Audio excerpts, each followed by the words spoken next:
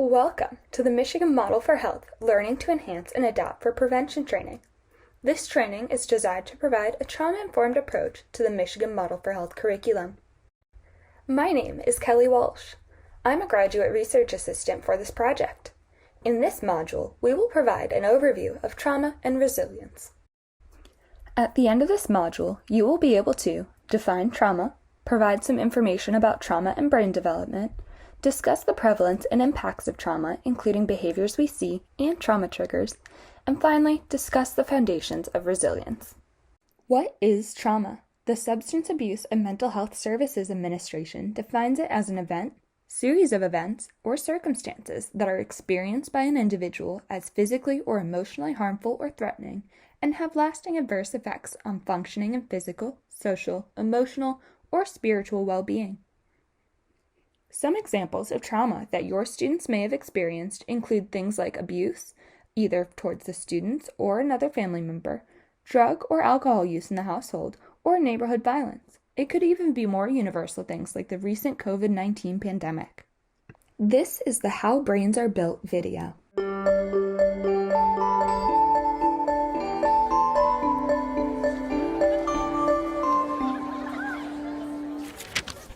Science tells us that the experiences we have in the first years of our lives actually affect the physical architecture of the developing brain. This means that brains aren't just born, they're also built over time based on our experiences. Just as a house needs a sturdy foundation to support the walls and roof, a brain needs a good base to support all future development. Positive interactions between young children and their caregivers literally build the architecture of the developing brain. Building a sturdy foundation in the earliest years provides a good base for a lifetime of good mental function and better overall health. So just how is a solid brain foundation built and maintained in a developing child? One way is through what brain experts call serve and return interactions. Imagine a tennis match between a caregiver and a child, but instead of hitting a ball back and forth across a net, various forms of communication pass between the two.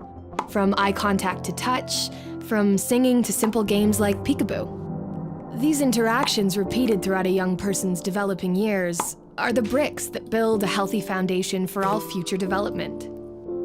But another kind of childhood experience shapes brain development too, and that's stress. Good kinds of stress, like meeting new people or studying for a test, are healthy for development because they prepare kids to cope with future challenges. Another kind of stress, called toxic stress, is bad for brain development. If a child is exposed to serious, ongoing hardships like abuse and neglect, and he has no other caregiver in his life to provide support, the basic structures of his developing brain may be damaged. Without a sturdy foundation to properly support future development, he is at risk for a lifetime of health problems, development issues, even addiction. It's possible to fix some of the damage of toxic stress later on, but it's easier, more effective, and less expensive to build solid brain architecture in the first place. One of the things that sturdy brain architecture supports is the development of basic emotional and social skills, an important group of skills which scientists call executive function and self-regulation can be thought of like air traffic control in the child's mental airspace. Think of a young child's brain as the control tower at a busy airport. All those planes landing and taking off and all of the support systems on the ground simultaneously demand the controller's attention to avoid a crash. It's the same with a young child learning to pay attention, plan ahead and remember, and follow lots of rules. Like all of us, kids have to react to things happening in the world around them, while also dealing with worries, temptations, and obligations on their minds. As these demands for attention pile up, air traffic control helps a child regulate the flow of information, prioritize tasks, and above all, find ways to manage stress and avoid mental collisions along the way. Having this ability is a necessity for positive and level mental health.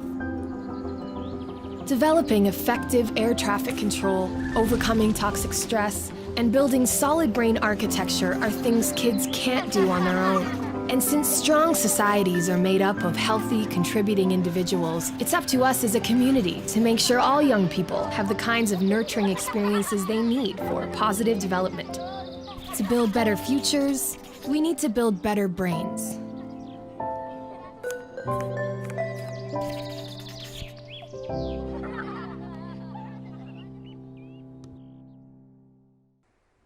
Trauma is pervasive, can impact childhood development and behavior, has a far-reaching and long-lasting impact, and affects how youth and families approach services and respond in school. Not only does trauma in the students' own lives affect them, but so does trauma in your life. When you are doing well overall, emotionally, physically, etc., it allows for a better learning environment where everyone can thrive. The result being happy, healthy, safe schools where teachers can teach and students can learn. Trauma's prevalence in Michigan.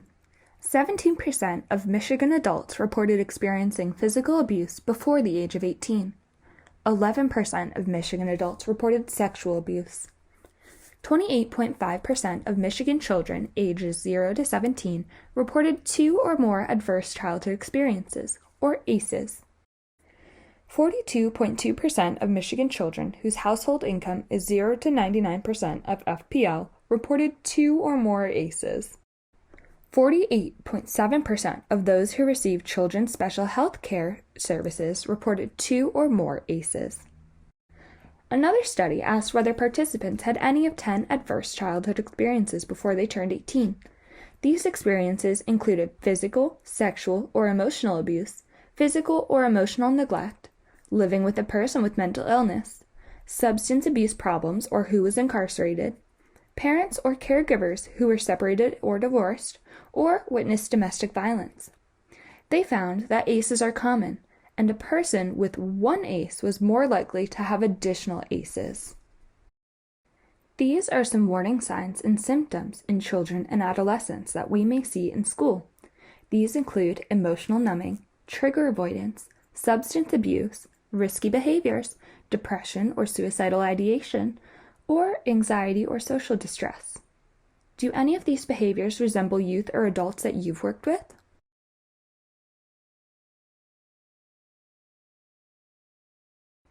Trauma triggers are rarely clear, often unnoticed even by the individual, and can be invisible, like sensory-oriented triggers. They can seem trivial or minor, are often uncontrolled factors, don't always make sense, and revert us to less functional versions of ourselves. If stressful experiences are intense or ongoing, those same responses may be triggered by events that are not necessarily dangerous, but remind us of previous trauma. Interaction of risk and protection, foundations of resilience. Resilience is not a return to normal, but a process of adaptation and recalibration. It's the concept of adaptive plasticity, of rebalancing with or without direct intervention. There are a range of therapies and interventions that can promote resilience and restore functioning. Some of these include meditation and aerobic exercise, cognitive behavioral therapy, social support, community mobilization, or family assistance, and possibly online communication and forums. Some risk factors include vulnerability, and some protective factors include individual strengths, social and emotional supports, and positive environments. Resilience. Increasingly, researchers have recognized that resilience is not a static trait, but rather a malleable characteristic. School and classroom communities offer a unique opportunity to build important protective factors that buffer the negative impact of risk, such as trauma exposure. These factors can be individual, such as developing a skill, interpersonal, such as developing a supportive relationship, or more environmentally focused, such as a supportive and welcoming school or classroom environment. Schools offer an important opportunity to build resilience through trauma-informed instruction.